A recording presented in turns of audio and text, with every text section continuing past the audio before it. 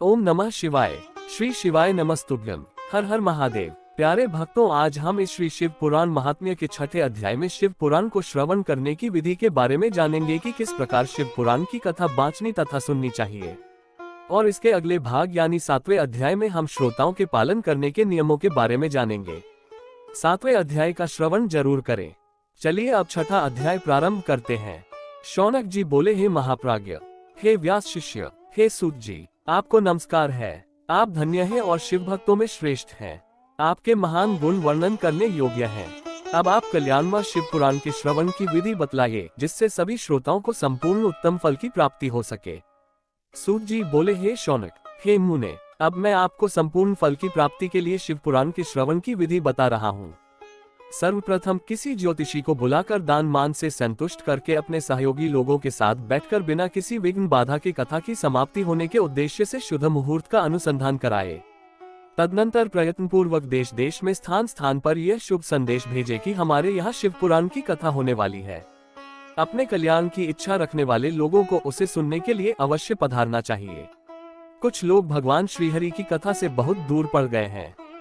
कितने ही स्त्री, शूद्र आदि भगवान शंकर की कथा कीर्तन से वंचित रहते हैं। उन सबको भी सूचना हो जाए, ऐसा प्रबंध करना चाहिए। देश देश में जो भगवान शिव के भक्त हो तथा शिव कथा के कीर्तन और श्रवण के लिए उत्सुक हो, उन सबको आदर पूर्वक बुलवाना चाहिए। उन्हें कहलाना चाहिए कि यहाँ सत्पुरुषों को आनंद देने वाला समाज तथा अति अद्भुत उत्सव होगा, जिसमें शिव पुराण का पारायण होगा। श्री शिव पुराण की रसमयी कथा का श्रवण करने हेतु आप लोग प्रेम पूर्वक शीघ्र पधारने की कृपा करें। यदि समय का अभाव हो तो प्रेम पूर्वक एक दिन के लिए भी आइए। आपको निश्चय ही आना चाहिए, क्योंकि इस कथा में क्षण भर के लिए बैठने का सौभाग्य भी दुर्लभ है। इस प्रकार विनय और प्रसन्नता पूर्वक श्रोताओं को निमंत्रण देना चाहिए और आए हुए लोगों का सब प्रकार से आदर सत्कार करना चाहिए। शिव मंदिर में, तीर्थ में, वन प्रांत में अथवा घर में शिव पुराण की कथा सुनने के लिए उत्तम स्थान का निर्माण करना चाहिए। कथा भूमि को लीपकर शोधन करना चाहिए तथा धातु आदि से उस स्थान को सुशोभित करना चाहिए। महोत्सव के साथ साथ वहां अद्भुत तथा सुंदर व्यवस्था कर लेनी चाहिए। कथा के लिए अनुपयोगी घर के साथ सामान को हटाकर घर के किसी एकांत कोने में सुरक्षित रख देना चाहिए। केले के खंभों से सुशोभित एक ऊंचा कथा मंडप तैयार कराए। उसे सब ओर फल पुष्प आदि से तथा सुंदर चंदोबे से अलंकृत करें और चारों ओर ध्वजा पताका लगाकर तरह तरह के सामानों से सजाकर सुंदर शोभा संपन्न बना दे। भगवान शिव के प्रति सब प्रकार से उत्तम भक्ति करनी चाहिए, क्योंकि वही सब तरह से आनंद का विधान करने वाली है।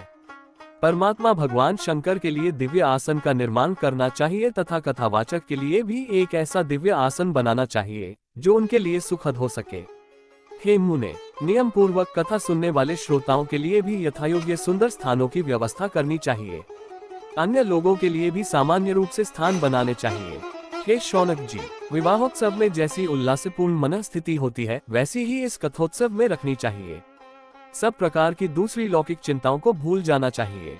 वक्ता उत्तर दिशा की ओर मुख करे तथा श्रोतागण पूर्व दिशा की ओर मुख करके पालथी लगाकर बैठे। इस विषय में भी कोई विरोध नहीं है कि पूज्य पूजक के बीच पूर्व दिशा रहे अथवा वक्ता के सम्मुख श्रोताओं का मुख रहे, ऐसा कहा गया है। पौराणिक वक्ता व्यासासन पर जब तक विराजमान रहे, तब तक प्रसंग समाप्ति के पूर्व किसी को नमस्कार नहीं करना चाहिए। पुराण का विद्वान वक्ता चाहे बालक, युवा, वृद्ध, दरिद्र अथवा दुर्बल जैसा भी हो, पुण्य चाहने वालों के लिए सदा वंदनीय और पूज्य होता है। जिसके मुख से निकली हुई वाणी देहधारियों के लिए कामधेनु के समान अभीष्ट फल देने वाली होती है, उस पुराणवेता वक्ता के प्रति तुच्छ बुद्धि कभी नहीं करनी चाहिए। संसार में जन्म तथा गुणों के कारण बहुत से गुरु होते हैं, परंतु उन सब में पुराणों का ज्ञाता विद्वान ही परम गुरु माना गया है। करोड़ों योनियों में जन्म ले लेकर दैक भोगते हुए प्राणियों को जो मुक्ति प्रदान करता है, उस पुराण वक्ता से बड़ा दूसरा कौन गुरु हो सकता है।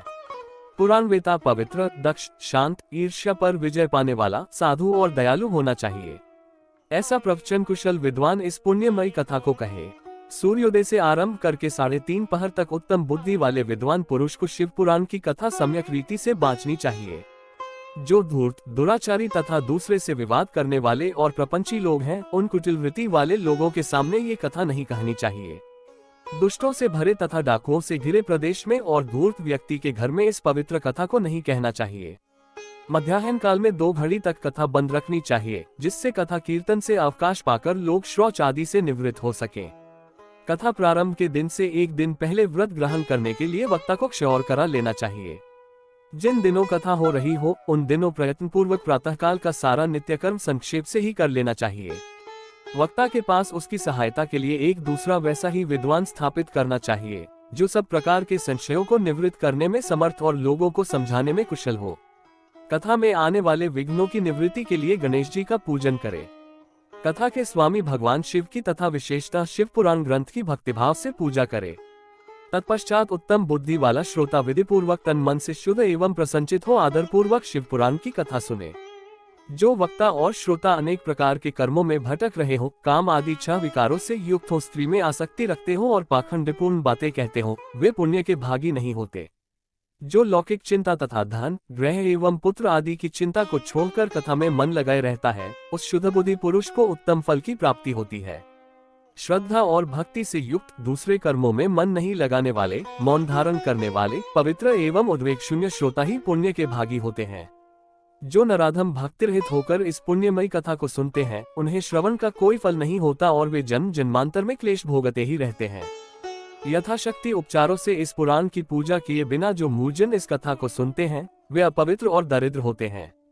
कथा कहे जाते समय बीच में ही जो लोग उठकर अन्यत्र चले जाते हैं, जन्मांतर में उनकी स्त्री आदि संपत्तियां नष्ट हो जाती हैं।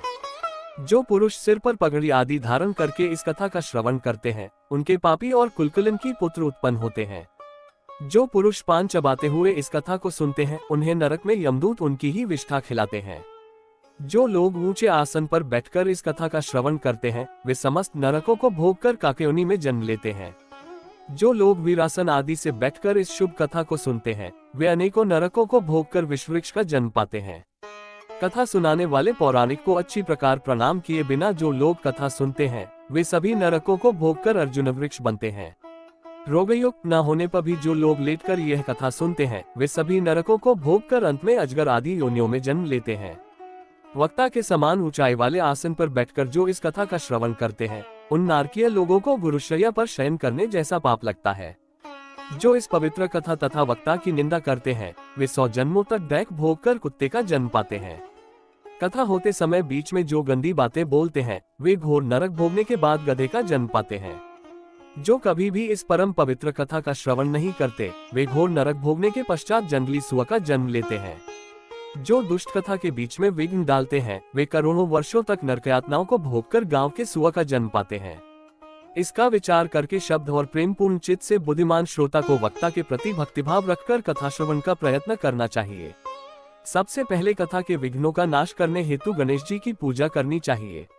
अपने नित्य कर्म को संक्षेप में संपन्न करके प्रायश्चित करना चाहिए। नवग्रह और सर्वतभद्र देवताओं का पूजन करके शिव पूजा की बताई गई विधि से शिव पुराण की पुस्तक का अर्चन करना चाहिए। पूजन के अंत में विनम्र होकर बड़ी भक्ति के साथ दोनों हाथ जोड़कर साक्षात शिव स्वरूपिणी पुस्तक की इस प्रकार स्तुति करनी चाहिए। श्री शिव पुराण के रूप में आप प्रत्यक्ष सदाशिव हैं। हमने कथा सुनने के लिए आपको अंगीकार किया है। आप हम पर प्रसन्न हो। मेरा जो मनोवांछित हो उसे आप कृपा पूर्वक संपन्न करें। मेरा ये कथा श्रवण निर्विघ्न रूप से सुसंपन्न हो। कर्मरूपी ग्रह से ग्रस्त शरीर वाले मुझ दीन का आप संसार सागर से उद्धार कीजिए। हे शंकर, मैं आपका दास हूँ। इस प्रकार साक्षात शिव स्वरूप इस शिव पुराण की दीनता पूर्वक स्तुति करके वक्ता को पूजा आरंभ करनी चाहिए। शिव पूजा की बताई गई विधि से पुष्प, वस्त्र, अलंकार, धूप दीप आदि से वक्ता की पूजा करे। तदनंतर शुद्ध चित्त से उनके सामने नियम ग्रहण करे और कथा समाप्ति पर्यंत यथाशक्ति उसका प्रयत्न पूर्वक पालन करे।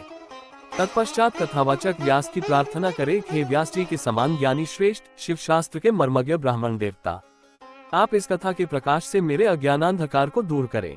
भक्ति पूर्वक 5 अथवा 1 ब्राह्मण का वरण करे और उनके द्वारा शिव पंचाक्षर मंत्र नमः शिवाय का जप कराए। हे मुने, इस प्रकार मैंने भक्त श्रोताओं द्वारा भक्ति पूर्वक कथा श्रवण की उत्तम विधि आपको बता दी। अब आप और क्या सुनना चाहते हैं? इस तरह 6ठा अध्याय यहाँ पूर्ण होता है और इसके अगले भाग यानी 7वें अध्याय में हम श्रोताओं के पालन करने के नियमों के बारे में जानेंगे। 7वें अध्याय का श्रवण जरूर करें और हमारे चैनल सनातन धर्म को सब्सक्राइब जरूर करें ताकि हर एक वीडियो की नोटिफिकेशन आपको मिलती रहे। ओम नमः शिवाय। श्री शिवाय नमस्तुभ्यम। हर हर महादेव।